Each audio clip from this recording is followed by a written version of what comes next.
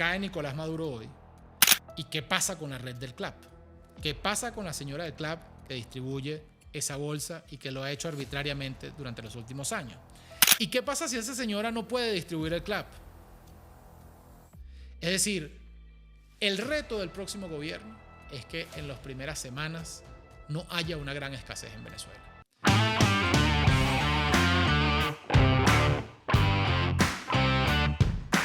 Amigos, bienvenidos a este nuevo segmento sobre los retos de la transición.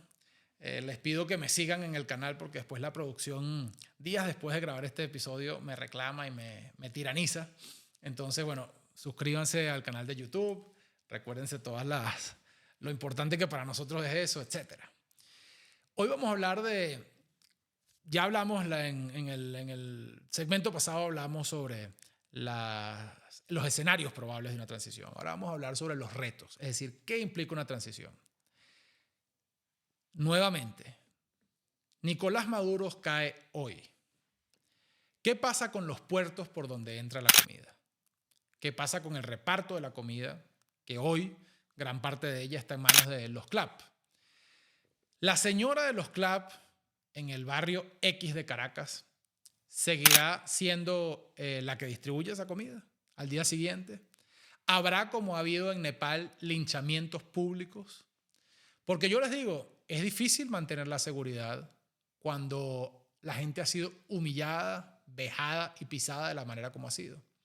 ¿Qué pasa con esa señora que reparte CLAP y que hace una semana le quitó 2 kilos de pasta a la bolsa de la vecina cuyos hijos estaban pasando hambre? ¿Qué sentimientos hay ahí? ¿Cómo se va a mover la energía de aquellos que pasando hambre ven cómo la persona del CLAP se robó y se enriqueció a partir del hambre de sus vecinos? Bueno, todas esas cosas las vamos a hablar hoy.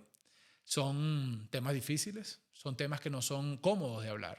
Porque, por supuesto, es mucho más fácil decir y imaginar una transición en donde entran los Marines, se sale el chavismo y Venezuela entra en el mejor periodo de su vida y en un periodo luminoso. Yo creo que eso es así, pero lleva tiempo. Iniciemos hablando de los retos de seguridad. Uno de los episodios más interesantes del Carmonazo. ¿Recuerdan el episodio en el que en efecto Chávez fue sacado de la presidencia en el año 2002? Es precisamente ese, ¿no? Bueno, al día siguiente la seguridad de Miraflores seguía siendo la misma. ¿Quién tiene la llave del Palacio de Miraflores al día siguiente que se va Maduro? ¿Con qué ejército custodias el Palacio de Miraflores? ¿Quiénes son los edecanes que acompañan al presidente en un escenario como este, en donde la Fuerza Armada está completamente desinstitucionalizada? Es decir, imaginemos que el escenario es que el presidente Edmundo González Urrutia es juramentado. Yo creo, en lo personal, creo que es el escenario que debería de ocurrir. Pero no es el único. Hay quien habla de una junta de gobierno, hay quien habla pues sencillamente de una ocupación militar momentánea. Bueno, no lo sé, pero imaginemos que entra González Urrutia a Miraflores como debe ser, porque es el depositario de las elecciones. ¿Quién lo cuida? Samuro cuidando carne.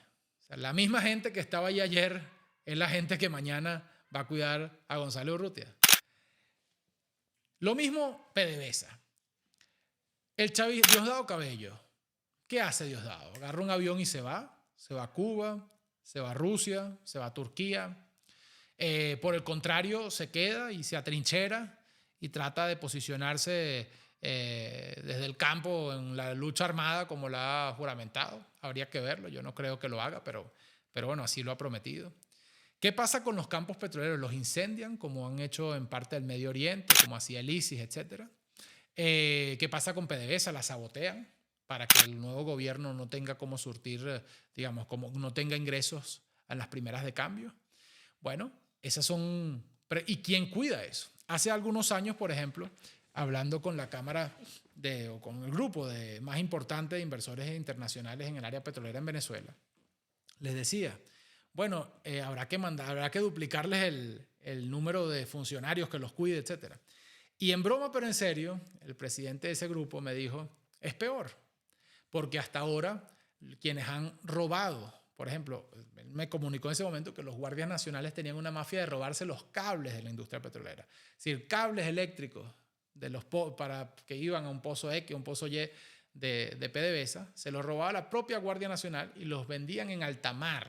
En la misma oportunidad del trasvase ilegal de petróleo, vendían cables, tubos, partes, etcétera, que habían sido desmantelados por la propia Fuerza Armada, que era la que tenía la custodia de esos bienes precisamente para que eso no pasara. Entonces, la descomposición en Venezuela es tal, bueno, seguridad de PDVSA. ¿Qué pasa con el alto mando? ¿Quién es salvable dentro del alto mando? ¿Cómo se designa un alto mando? ¿Se mantienen a los que están? ¿Se toma por buena la palabra de quienes se volteen? Yo escuchaba, por ejemplo, a Simonovis hablando de Luis Ortega. La semana pasada escuchaba a Simonovis hablando de Luis Ortega y decía, bueno, esta persona que fue una chavista y que fue una tipa que cometió todas las violaciones de derechos humanos que en efecto cometió, yo no puedo hablar con ella. Bueno, válido, esa es una posición ética de Iván Simonovis, a quien yo le tengo un enorme respeto. Pero en la práctica, imaginemos que extrapolamos eso a la Fuerza Armada. ¿Con quién sí se habla? Es decir, ¿qué general con voz de mando en Venezuela no ha al menos permitido violaciones de derechos humanos? Entonces, ¿cómo se forma un alto mando en la nueva Venezuela? Seguridad ciudadana. Miren, yo estuve preso en el SEBIN 1 año y casi 4 meses, 1 año y 3 meses. Yo soy testigo, a mí nadie me tiene que contar eso. Yo vi el esquema de extorsión del SEBIN. Un funcionario del SEBIN, digamos, un detective, funcionario más o menos raso del SEBIN, no debe ganar más de sueldo mínimo, un poquito más de sueldo mínimo. Es decir, yo no sé si esa gente llegue a ganar $20 por sueldo. ¿De qué viven ellos entonces? Viven de lo que vivían los ejércitos medievales, porque en eso han transformado a Venezuela, en una montonera, de lo que vivían los ejércitos en el siglo XIX en Venezuela, cuando el país estaba completamente descompuesto, es decir, del derecho a saqueo. Esa gente tiene una licencia para saquear. Con la placa del SEBIN tú puedes ir a un lugar y extorsionar a un empresario, a un comerciante, desde el dueño de una panadería hasta el dueño de una gran empresa, y bueno, y pedirle dinero a cambio de no llevártelo preso, pedirle dinero a cambio de no meterlo en un problema, etc. Con la placa del SEBIN se puede ir a un barrio a desmantelar una banda, pero llevarse todas las pistolas y venderlas en el mercado negro. Yo vi cómo un SEBIN se lamentaba de no haber sido él el que había asesinado a un malandro en un barrio porque no le había quedado la pistola. Es decir, el negocio de ese chamo que tenía en ese momento 21 o 22 años era ir al barrio, matar al malandro él y robarle la pistola ilegal del malandro para poder venderla en el mercado negro, que en aquel momento se vendía en 500, 600 euros o dólares. De eso vivía ese chamo. Ese chamo no vivía del sueldo. Entonces, el día siguiente que esto cambie, ¿qué hace el SEBIN? 6.000 personas que viven de la extorsión, o no sé cuántos funcionarios sean, pero por ahí serán, que viven de la extorsión, del secuestro, del saqueo. ¿De qué van a vivir? ¿Se van a convertir en cajeros del Central Mairense? ¿Van a ser barrenderos en la calle? ¿Van a meterse a taxiar? No, es previsible que esa gente que tiene armas, que tiene mañas y que son unos criminales, se hagan lo que saben hacer: extorsionar, secuestrar, etc. Entonces, seguridad ciudadana al día siguiente en que la policía de Caracas sea desmantelada, en que el SEBIN tenga que ser revisado, en que la DIGESIN lo mismo. Y la Policía Nacional, por favor, todas estas mafias que existen dentro de la Policía Nacional, ¿cómo se acaban al día siguiente? Y sobre todo, ¿con qué policía sustituyes a estos funcionarios? ¿Cómo haces para depurar estas policías? Bueno, todas estas son cosas que en materia de seguridad un nuevo gobierno tiene que enfrentar. Y tú dices, imaginemos que hay en Venezuela lo que ocurrió en Nepal: linchamientos, porque la gente sale a la calle a cazar a quienes le robaron, como decíamos al principio, los 2 kilos de pasta hace 2 semanas, aun cuando sus hijos tenían hambre. ¿Con qué policía lo paras? ¿Y con qué ejército lo paras? Bueno, una posibilidad es que los Estados Unidos deba permanecer en Venezuela ocupando militarmente el territorio durante una temporada. Yo creo que en ese caso tendría que haber un acuerdo de cooperación entre el nuevo gobierno y el gobierno de los Estados Unidos para garantizar la seguridad de una manera mínima. Pero luego creo también que habrá que hacer una inversión inicial en recuperar cuerpos de seguridad, en adiestrar a nuevos funcionarios de manera inmediata, pero aún considerando esa inmediatez, bueno, pasará por lo menos unos meses, ¿no? Para poder incorporarlo. En esos meses tenemos a un chavismo millonario, porque son tanto Diosdado como Tarek William Saab, bueno, ya ni hablemos de Tarek El Aizami, si es que todavía está vivo, yo no sé dónde está Tarek El Aizami, Diosdado, Cilia, Bernal, todo esto son gente que tiene miles de millones de dólares. O sea, yo no creo que ninguno de los nombres que he señalado tenga menos de $1.000 millones. Y toda esta gente tiene $1.000 millones con el control de grupos armados de malandros. En un país en donde una vida humana puede costar $500, donde un sicario mata a cualquiera en una esquina por unos pocos cientos de dólares. Entonces, ¿qué pasa con toda esta gente en la oposición armada y con dinero? Otros retos no son vinculados a la seguridad, pero dependen de la seguridad. Porque, por ejemplo, los retos económicos. Venezuela es probablemente el país más endeudado de Occidente.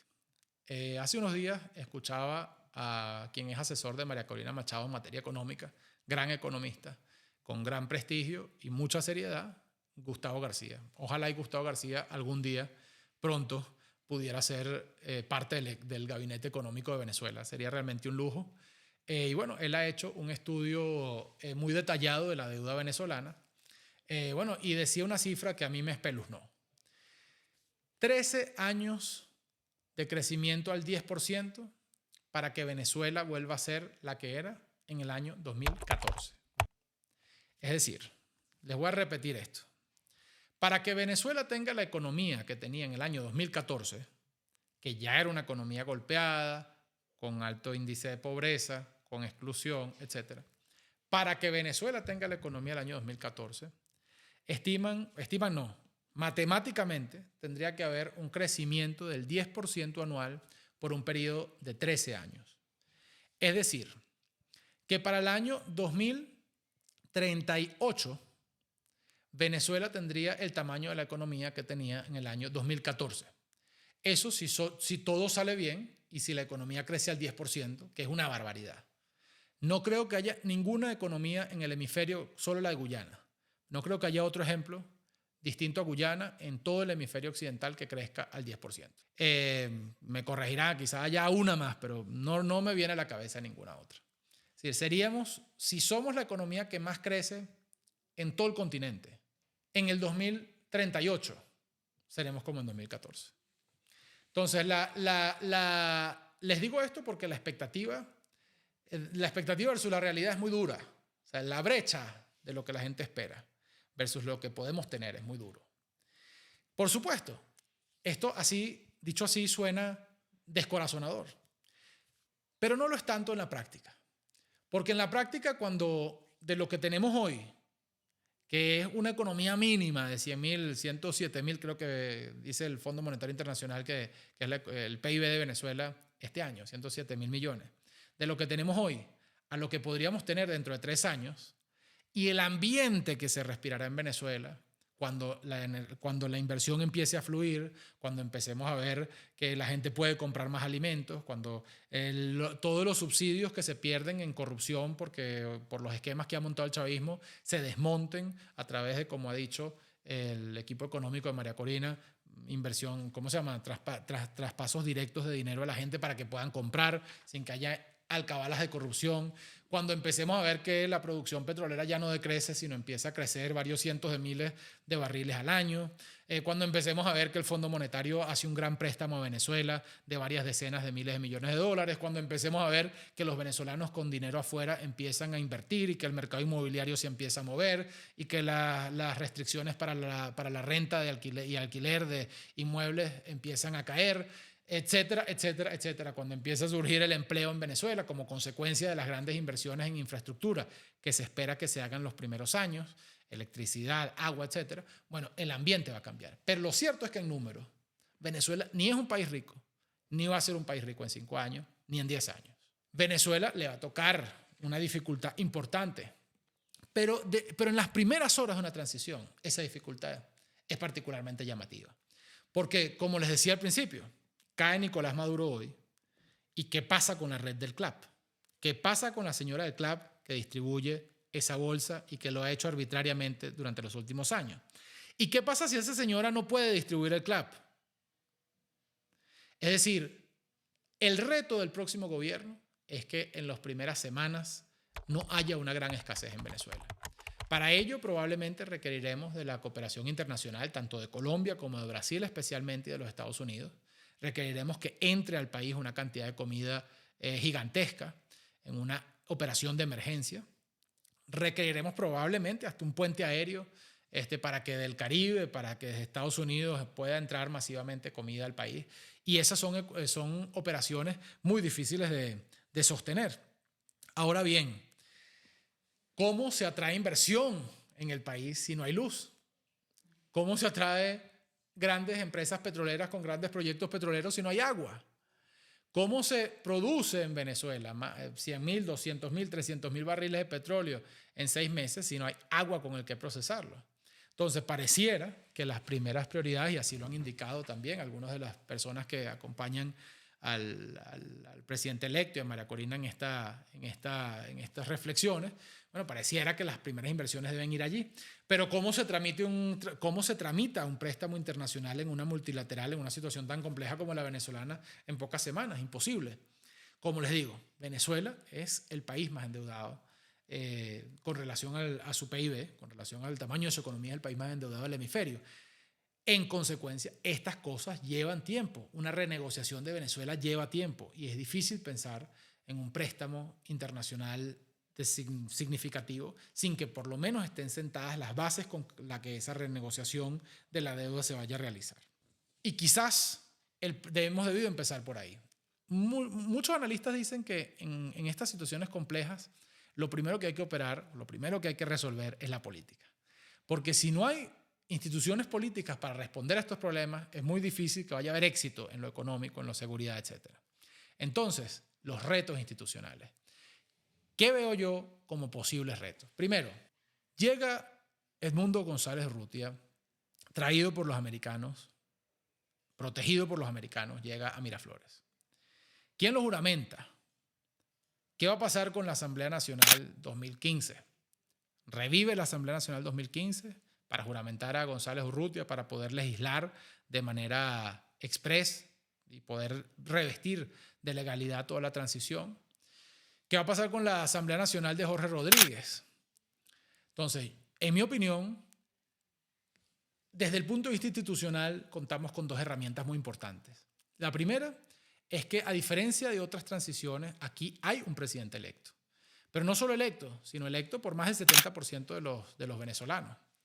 Sí, hay un presidente electo con un liderazgo detrás, que es el de María Corina Machado, con una validación pública enorme y ordenado. Bueno, yo creo que cualquier transición en Venezuela debería de tomar en consideración ese hecho, porque hay otras voces hoy hablando de juntas de gobierno de notables, hablando de tal. Hay otras voces diciendo juntas de gobierno que integren a personas en el centro, que puedan hablar con los dos lados, etc.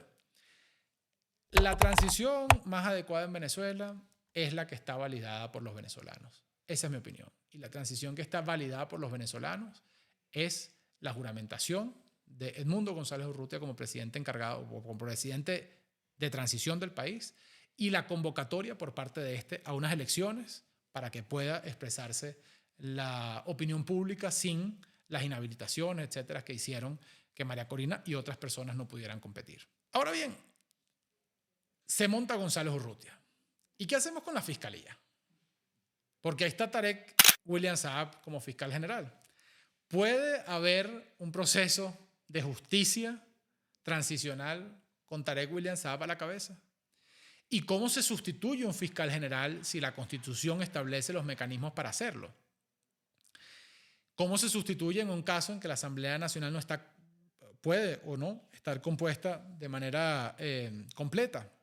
Evidentemente, habrá que recurrir a mecanismos de justicia transicional, como se ha hecho en otras latitudes y como se ha hecho en su oportunidad también en Venezuela.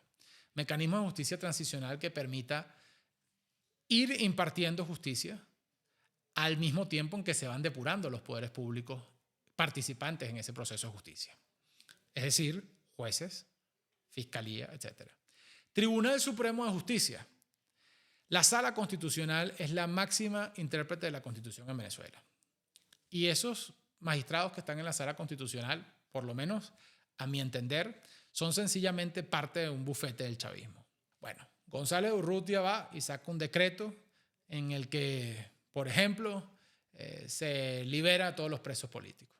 La Sala Constitucional dicta una sentencia declarando ese decreto inconstitucional.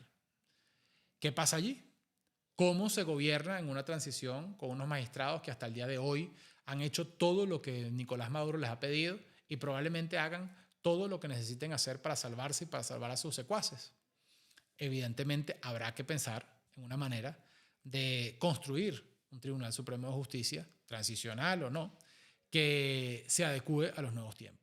Estas son algunas de los retos institucionales que presenta una transición que creo que el país no está considerando. Son difíciles, no todas las respuestas están sobre la mesa. Como siempre, las soluciones probables para estos retos institucionales no son blancos o negros, o sea, no es todo lo que uno quiera, porque el país tiene un enorme deseo porque al día siguiente de la caída de Maduro, exista una democracia plena, etcétera, etcétera. Pero la democracia no es un acto de voluntad, es una construcción. Requiere trabajo y requiere tiempo. Creo que dentro de todo esto hay algo clave. Todas las fuerzas políticas debemos apoyar a los líderes de esta transición. Creo que todos los partidos, personalidades, ciudadanos que quieran ser parte de la democracia tienen que entender que el momento de competir electoralmente, democráticamente, no es este. Una vez afianzada la democracia, una vez afianzado el gobierno, vendrá un momento para que podamos competir electoralmente y para que podamos ejercer la democracia por la que tanto hemos luchado. Pero mientras haya una disposición de apoyar la transición para que se estabilice el país por parte de todos los partidos políticos y todos los sectores de la sociedad civil, y mientras haya también la sabiduría y la apertura por parte de los liderazgos, María Corina, Edmundo González Urrutia, etcétera, para incorporar en esa transición a todos los factores, creo que la base será mucho más sólida. Yo, como les repito desde hace varias semanas, estoy muy esperanzado de que esto va a ocurrir en Venezuela. Parece mentira, pero uno termina agradeciendo hasta problemas tan complejos como este. Ojalá y sean estos nuestros problemas, porque significará que Venezuela al menos tiene un camino hacia la democracia y hacia el desarrollo.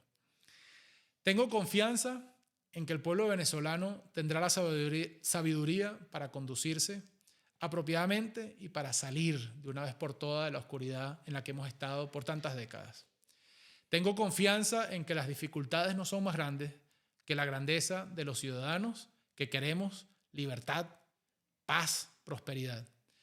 Tengo muchísima esperanza depositada en poder volver a mi país y tengo muchísima esperanza depositada en el liderazgo que está llevando a cabo esta transición. Pero la democracia no es un ejercicio de la inocencia y las repúblicas libres no pueden ser repúblicas bobas porque caen. La transición presenta una cantidad de elementos que tienen que ser analizados con seriedad y con malicia, porque hasta para defender los sueños más hermosos hay que tener garra y tenacidad. Muchas gracias a todos ustedes por acompañarnos en este episodio y nos vemos la próxima semana.